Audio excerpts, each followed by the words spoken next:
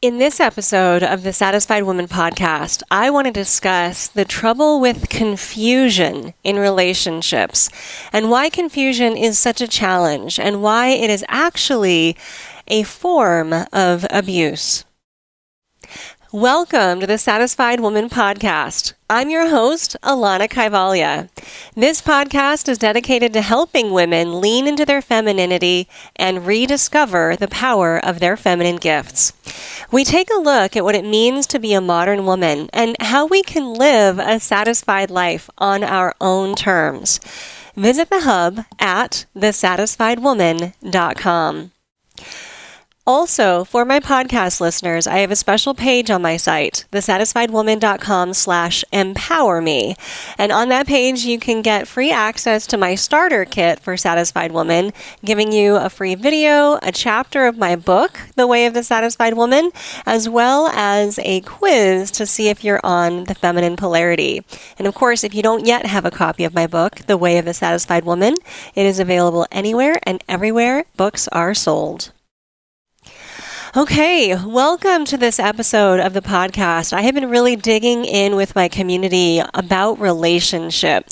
A few months back, started talking about how to attract and bring in an amazing masculine man into your life, because I know that that's a huge consideration for women. Even the most powerful, high-achieving, accomplished women at some point in their lives are going to want relationship. In fact, I believe every human does. We as human beings are hardwired for relationship, and in fact, some of our greatest psychological and personal transformation and growth happens in relationship. One of the key phrases of psychology is that we are wounded in relationship in early childhood, and we are then healed in relationship as adults. That healing in relationship as adults, however, really only takes place when we're doing the work and aware enough of our past patterns and traumas to be able to work with those triggered moments, move through them, heal them, and change them. And the reason why relationship is so powerful in this regard is because it often takes relationship to trigger us deeply enough to reveal the hidden patterns or deep things embedded in our psyche that actually need to be worked on. Our early childhood relationships with our primary caregivers are where those wounds are initially created. Now, this is all kind of basic, fundamental psychology 101 stuff. So, if it sounds cliche, it is because it's true and it's pervasive and it's something that we live and experience our entire lives. So, yeah, your childhood wounding is really critical, and it's your childhood wounding that inevitably will show up in your adult intimate partnerships. This is why we tend to fall in love with the same kind of person over and over. This is why we have the same kind of arguments and fights over and over. And unfortunately, and trust me, this is unfortunate, we are destined to repeat those patterns unless we resolve them. So I've been speaking to women about when they get out of relationship, they're single, they're ready for a new one, they're looking for the right one. Of course, they don't want to attract that same toxic or just wrong person for them. So I've been working with women individually to set themselves up for being in their own feminine power in order to attract the right masculine partner for them. But what this has revealed to me, and what I really have discovered in these last few months in speaking with women and talking with women, and the questions that I'm getting have been incredibly eye-opening. And I've actually done a survey with my audience, and I was stunned by the answers. If you listen to my last podcast, you heard some of these answers that I revealed to you, which is that 90% of women believe that they are in an unhealthy relationship and feel emotionally or financially drained by their partner. 90% of women. Imagine that. Look, if you're one of the lucky 10% who are in a dreamy relationship with an incredible human who values and cherishes you, then not only am I incredibly happy for you, but know that you are in rarefied air, because your feminine counterparts, they're suffering. And if you are one of the 90% of women who report actually being in a relationship that either emotionally or financially drains them, then I hope that you're listening closely to my podcasts. This one, the last one, and the ones to come. I'm going to be focusing on this for a while because, look, I have a lot of ways to help women, of course. I wrote the book on the way of the satisfied woman, and I want you to be satisfied in every area of your life. And trust me, I understand that A, we don't need a man, and B, we can be happy and satisfied on our own. I get it. But I also know that as humans who are hardwired for connection, and the fact that our greatest growth and transformation lies in relationship, at some point in our lives, we're going to wander back to relationship. In fact, I literally just got off of a coaching call with a woman who was married for nearly 30 years as a very young woman, had an amazing daughter from that marriage. Of course, that was the blessing of the marriage. Eventually left the husband of 30 years, ended up in a toxic partnership that was financially draining for her. And I'm not even joking, on this call, the current partner arrived, and you could immediately feel the tension in the call. And we had to close out the call. And guys, I want you to really understand that there's no shame in this, okay? There's no shame, there's no blame, there is no position for us to blame any woman for getting herself into a partnership that really isn't serving her, that is emotionally or financially draining her. Number one, it happens to the best of us. Number two, it happens to the smartest, most accomplished, most powerful, most educated, most loving, most kind. Any woman can be in this situation. And the reason is that our culture trains us to do it. Our culture trains us to tolerate bad behavior from men, to love them through it, to be responsible for their change and their well-being. Our culture trains us to believe that our greatest value lies in how much we give ourselves away. And so we give and we give and we give of ourselves to try and make this relationship work, because if we don't, we fear we'll be discarded. We fear abandonment. Now, this is pretty much universal, only because these are the values of the culture that we were raised in. If we were raised in a Western culture, if we were raised here in America, these are the kinds of narratives that women get. That's what we receive. I just watched a talk by a woman at the UN. I believe it was back in the 70s or something, and she was talking about how dangerous it is to teach young girls to be kind and likable and to smile in order to be pretty. It's because this is the kind of behavior that actually allows manipulators and abusive people to take advantage of it. We're trained to be kind, to smile, and to be likable. And when someone who is predatory, whether they're conscious of that predatory manipulative nature or not, they take advantage of it, because we will try and smile through the pain. We will try and be likable even though we are being mistreated. And we will stay and love them because we have also been trained to be the emotional regulators of our home and family environments. Now, unfortunately, the feminine is actually really good at this assignment. The feminine is amazing at emotional regulation. This is the kind of thing that we train for as young children. What's interesting is young children all over the world, regardless of culture, regardless of time or place, regardless of what kind of school that they're in, up until about the age of 5, they play together with no problem. And then around age 5, they actually self-segregate into gender, and they start to play quite differently. The girls will get together and essentially run through communication scenarios. So they'll play house, for example, and in that household, mommy will get angry at daddy and have a fight, and then they'll have to kiss and make up. And they run through these emotional regulation scenarios that improve connection, communication, collaboration, empathy, and that's really at the heart of the feminine. And the little boys segregate, and they go off and they play war games. They strategize. They do shock and awe games. They compete with each other.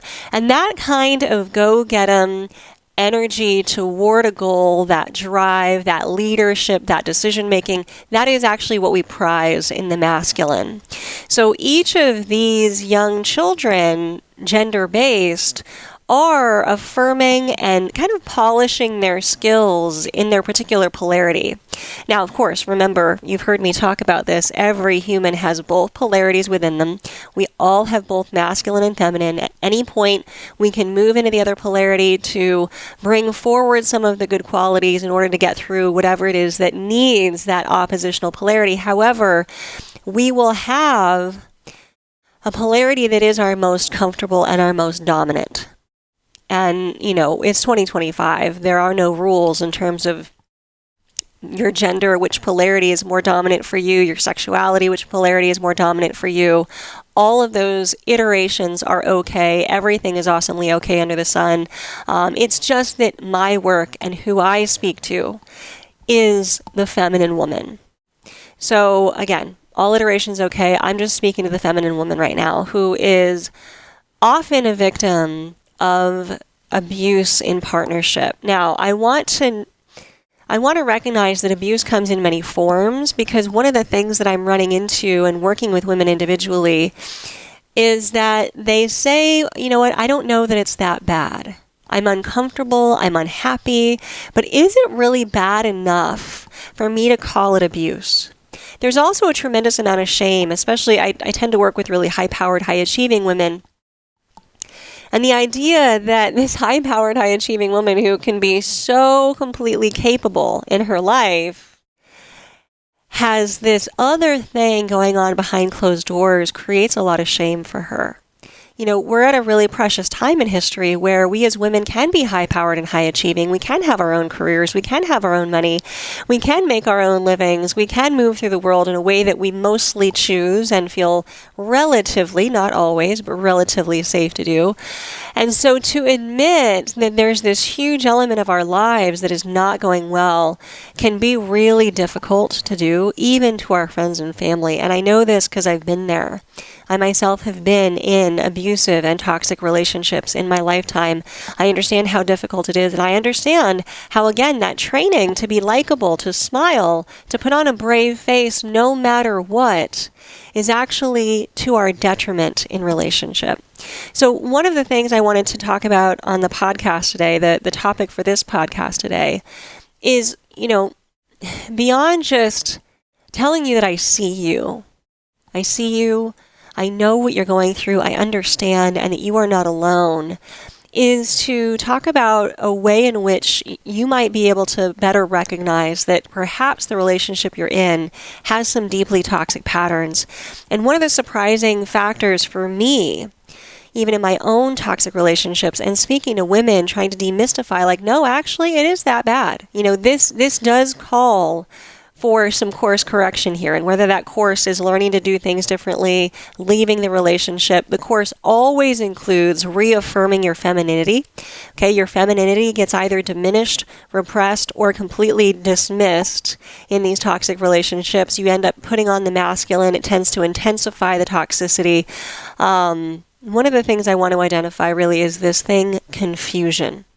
Okay, confusion is a huge red flag for you to know that you are in an abusive or just a toxic, and neither are good, relationship pattern. Okay, when you are confused, you are likely being manipulated or gaslit. Okay, because what I know about women generally is that they have an inner knowing. One of our superpowers as feminine women is our intuition. And when we are connected to and listen to our intuition, we are always going to be set on the right path for us. That is without fail. I can say that unequivocally. I can also say unequivocally that no way and no how has anyone ever been served by not listening to their intuition. But one of the things that happens, especially in a toxic relationship, is that we start to question ourselves. We start to question our intuition. And furthermore, we start to not listen to it. When our partner says, oh, that doesn't make any sense, you're just crazy, no, that's not true, you're getting emotional, you're irrational, we start to think, because we think they love us, wait a minute, is that true? Am I just being overly emotional? We start to apologize for our feelings. Now, feelings never need an apology, by the way. Actions and behaviors, sure, if they, are not correct or in alignment with your values and virtues, if they're not in your highest good or that of others, if you've acted or behaved in a way that's not great, sure, you can apologize for it. But we don't ever need to apologize for our emotions, and I know women do a lot of that. Because the masculine values of our culture don't value emotions. They don't prize them as a source of wisdom and truth. Even many women will try to repress, stuff down their emotions, try to logic their way through things, and that's going to skew what you know to be true, right, and good for you. So if you're in a situation in your relationship where you're feeling confused, and it happens, right? That specifically doesn't necessarily mean there's a toxic element. But if you're feeling confused, like there's behavior and you're not sure that it's right, like for example, let's say you're out to dinner and you see him texting on his phone. And then as soon as you look over, he deletes that entire thread. And you say, hey, who was that? Because we're curious, women are curious. If you're in a relationship, if you're in a truly committed relationship, everything is transparent. Everything. That's just trust, okay? So it's not wrong to ask, who was that? Who were you chatting with? Like, we were at dinner, what's going on? Is everything okay?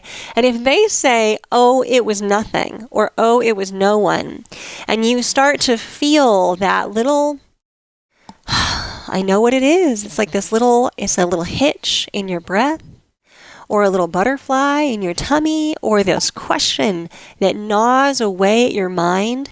As a feminine woman, unfortunately, because of how you're built, that will never go away. Okay, you will never be able to rest. Ladies, you know what I'm talking about, right? We are the inquisitors. When we have a question about something that isn't right, if we don't get that question satisfactorily answered, we will never have a feeling of comfort. And a woman who is not comfortable, who is not at ease, she's not safe. She doesn't feel secure. She begins to lose her trust in herself and the person that she's with, and she certainly doesn't feel cherished. Now, one of the pivotal and foundational elements of being a satisfied woman are these 4 things. I call them the 4 keys. If we don't have trust in ourselves and others, the world around us, if we are not cherished by our masculine counterparts, meaning if they do not honor our intuition and emotions, if we don't feel safe to be who we are in body, mind, and heart, if we don't have security, our basic needs met, then if those things aren't there, we cannot relax, we cannot feel comfortable, and we certainly cannot feel satisfied. So even though it's a small incident, we saw them delete a text message, the fact that the question isn't answered for the feminine woman is catastrophic. What this can digress into is the questioning by the woman that becomes incessant, that men then call nagging. Nagging is the behavior of a woman who doesn't have clarity.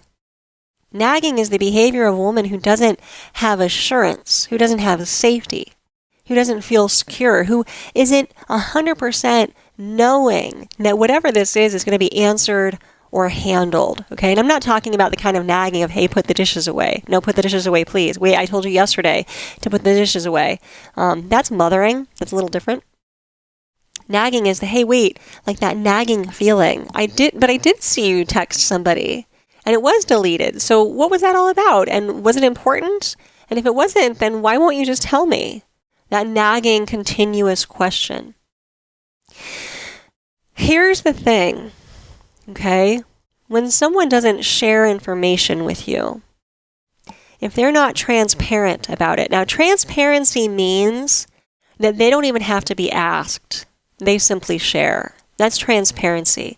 That's a level of trust in a relationship that really is indicative of commitment. It's indicative of a healthy relationship, and it's indicative of a real strong and deep loving connection. When you have transparency with your partner, there are no questions. Something will happen, and rather than you have to ask or dig or poke or prod, information is simply offered. what that does for the feminine woman is it brings comfort.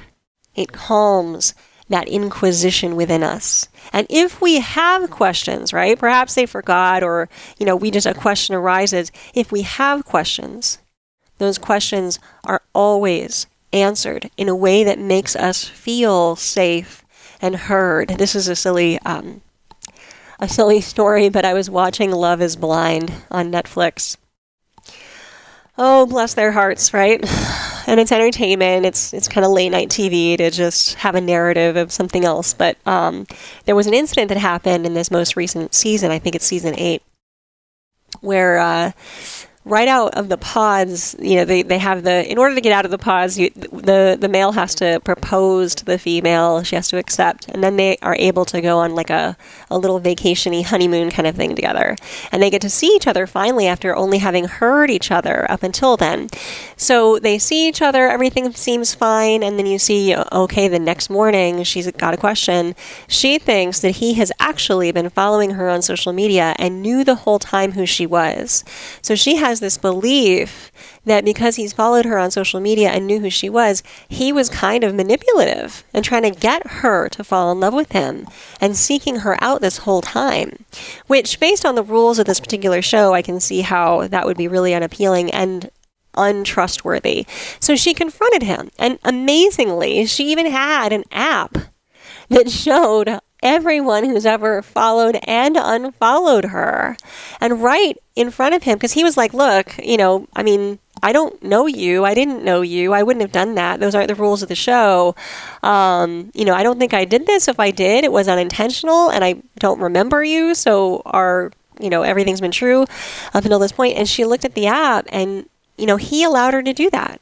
He didn't suddenly throw it back in her face, right? He didn't try to shame her or make her the villain for the question. He said, look, I don't think so, but whatever you need to do to be comfortable. And she looked at the app right in front of him, and he probably at this point doesn't even know whether his name is going to come up or not. In fact, it didn't. And then she had the answer satisfactorily, given in this case. Now, look, I didn't finish the episode and I haven't finished the season, so I don't actually know how that storyline turns out. But based on just that one little exchange, what I appreciated about it was that he stayed calm, right? He didn't fly off the handle. He didn't become emotional. He didn't call her the villain. And he allowed her to get her questions answered, and he answered all of her questions. Okay, so I don't know how it turns out, right? So hopefully it turns out well. But what happens oftentimes when we have this confusion, there's a lack of transparency, which is a huge red flag. Anytime someone is hiding something, omitting something, not revealing something, there's a lack of transparency. Ladies, we are not safe. Okay, we are not safe, and there is no trust. Trust means always acting with the highest good of your partner in mind. So back to my original scenario where you see your partner texting and then they immediately delete the thread, right? One thing that could happen in that scenario or a scenario like it is that as soon as you question, say, hey, who was that? They make you the villain and say it was none of your business. Why don't you trust me? Right? This is gaslighting and manipulation. What I want to really hit home here in this podcast today is that your confusion is a red flag. Because you as a smart, high-powered, high-achieving, capable woman, confusion is not who you are. You are not a confused person. You don't get up in the morning and are confused by what to do throughout your day. You don't interact with friends of yours and are confused by their behavior. You don't have a conversation with someone and leave confused. You pursue conversations, events, your life, things, everything in your career in such a way that you have your questions satisfactorily answered. And because you have all the information, you can act accordingly. Because you have all the information, you can behave in a way that is in your highest and best interest, that does uphold your values and your integrity. When you are confused, you don't have all the information, and you cannot act in a way that is in your highest and best interest. Okay, because you don't have all the information. You have to act. It's like walking through a completely pitch black room. You're going to stub your toe. You're going to fall over. You're going to run into something. That's not healthy. We need light. We need clarity. Okay, confusion requires answers and accountability. It requires answers and accountability. So I want you to start to watch for this. When you get into any kind of situation in your relationship, when you feel confused, know that it is not your problem. Your confusion is as a result of not having all of the answers, which are theirs to give. If they shame you, if they turn you into the villain, if they increase your confusion, that is a toxic pattern. That leaves you in a diminished, disempowered state. That leaves you prone to further manipulation and gaslighting. That makes it easier to control you. Because when you don't have all the information and you can't act in your highest and best interest, they will act in a way that is not in your highest and best interest. Now, this doesn't mean that everyone who creates confusion in your life is a bad person. Remember, we all grew up in this culture. Okay, we all did. So many people, many masculine men, many partners of incredible women simply think that this is just the way that people interact and behave. They're trained to hide certain things from women. What I want is not necessarily for us to hit the eject button immediately. Look, if you are in harm or danger, eject immediately. Period. It is okay to give them the benefit. It is okay to give them an opportunity. It is okay to say, hey, I feel confused. I need transparency and accountability. How can you answer my questions? Give them a chance. Let them step up and in to a healthy masculine role for you.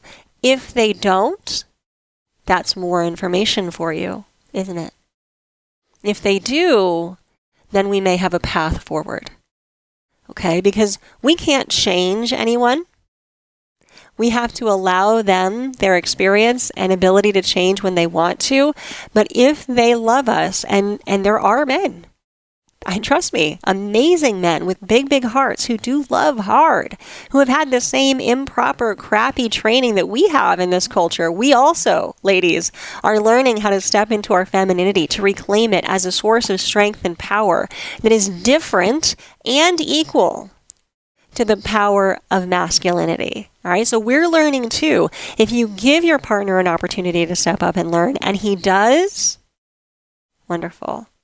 But if he doesn't, ladies, one of the biggest, most surprising things that I learned in my survey is that the biggest reason women don't leave relationships is they hope it will get better.